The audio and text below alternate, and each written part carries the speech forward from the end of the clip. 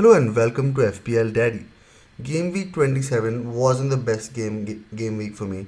Number 1, my rank fell from around 8,000 to 13,000.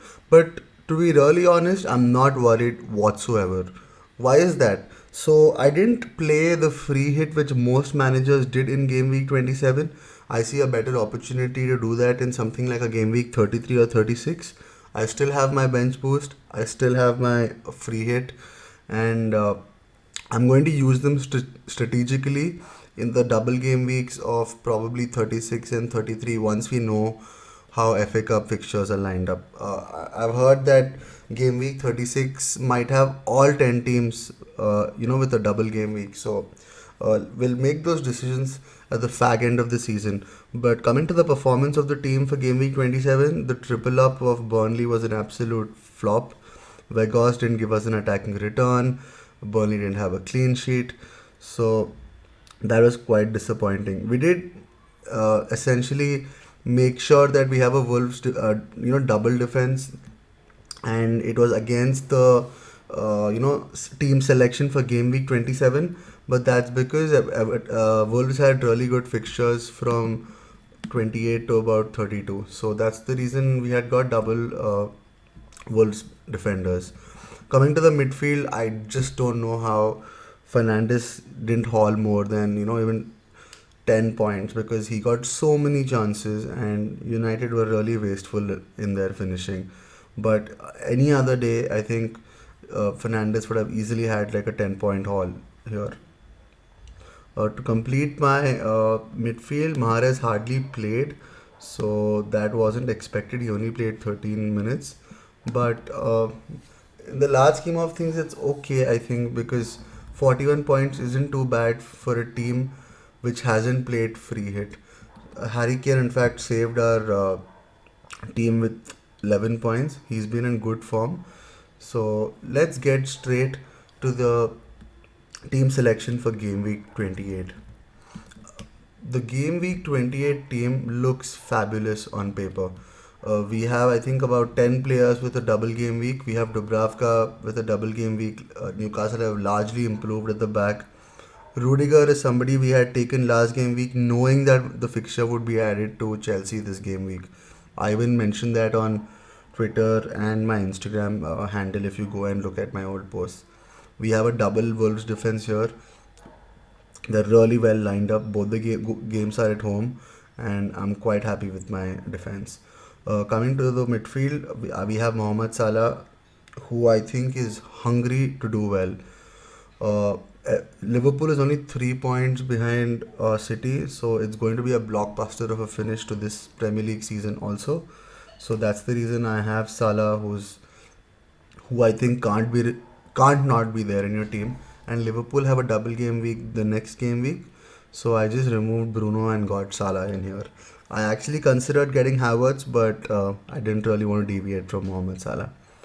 Coming to my midfield, I have Rafinha, Coutinho, and Watrous, all of them have double game weeks.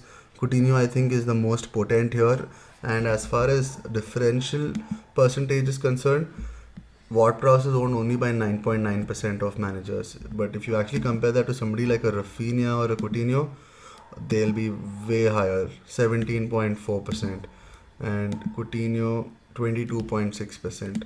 So I quite like my midfield here, and a lot of experts have actually gone for Rafinha as their captain, but I don't really want to do that. The reason is that Leicester just kept a clean sheet last game week. They looked decent at the back, and I think with Leeds' new manager coming into place, I think the first thing will be to actually fix up the back. So that's the reason why I think Leeds will be a little defensive. And more than that, I think the quality of defenses of Leicester and Aston Villa are quite good. So that's the reason I'm not really going to captain Rafinha. Coutinho again was my most, how can I say, he was the second favored pick for me.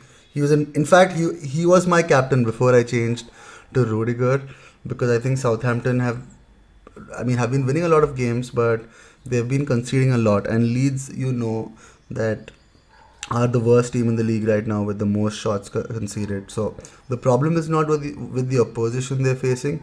The problem is with Coutinho's individual numbers. So if you actually notice here, once he came onto the scene, he did well. He scored 2 goals and 4 assists in the first 3 games, but three blanks in a row, and against not so great teams. They hardly even scored in these games. So Gerrard has changed the formation to 4-3-1-2 with Coutinho getting more. He can have that extra X factor in his attack now that the midfield is taken care of. So I'm excited to see what happens, but I think Rudiger is a more guaranteed points kind of captain, and that's what we're looking at when you choose your captain. Also, when I went through some experts team selections, so say FPL Focal, who is probably in the top 200, FPL Mate, who I think is in the top 500, or even I think All About FPL, who do a captaincy metric.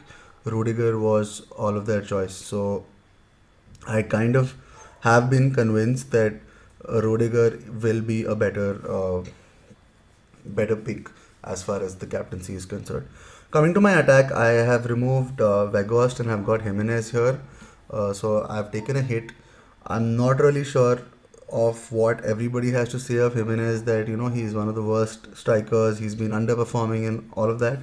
But I honestly think that he's not that bad. If Wolves score a goal, it will be through Jimenez. He didn't play the last game, so I'm a little worried about his minutes. But if you look at the games of the entire season, he's hardly missed. So for all you know, he'll start both games, and his form has been at home is not that bad. And more importantly, the quality of opposition is not that great either. So I'm actually backing Jimenez to get a 10-point plus haul. Completing my attack is Broja and Harry Kane. Harry Kane has got 5 double-digit hauls in the last 8 games he's faced the Everton. So that's a fixture which really favors him. He actually might be a decent captain pick too. And the reason why I think that might not be the best thing is because Everton are fighting for their life. They might be in relegation, so they'll be extra spirited. But otherwise, uh, because it's a double game week, we're picking a player like Rudiger. But otherwise, hands down, I would have actually picked Harry Kane over Mohamed Salah this game week if it goes down to the single game week players. Broya again hasn't been doing that well lately. Shea Adams is the one who's gotten the numbers for the Saints, but he's a sure shot starter. He played only one half in the FA Cup game and scored a killer goal and cost only 5.5. So he's really important as far as balance is concerned. Coming to my bench, I do have Ben White and Mahrez here. So I'm quite prepared even for the next game week. Say I'll actually remove some. I'll remove Ben Me and Coutinho, because Coutinho doesn't have great fixtures after this specific one. West Ham away, Arsenal at home, Wolves, Spurs, Liverpool, not really favorable. So I'm gonna get Gordon and Andy Robertson mostly in their places, and we'll see how the team is lined up for game week 29 when it comes. So I apologize for this video, it's a little late, but if you have any questions, you may write to me on FPL Daddy. That's the name on Twitter and Instagram. I in fact didn't ask me anything last night, and I was more than happy to answer a few questions. So if you still have more questions, there's 2.5 hours to go for the deadline. Please feel free to DM me on either of the platforms. I wish you all do well, and thank you so much for listening to FPL Daddy.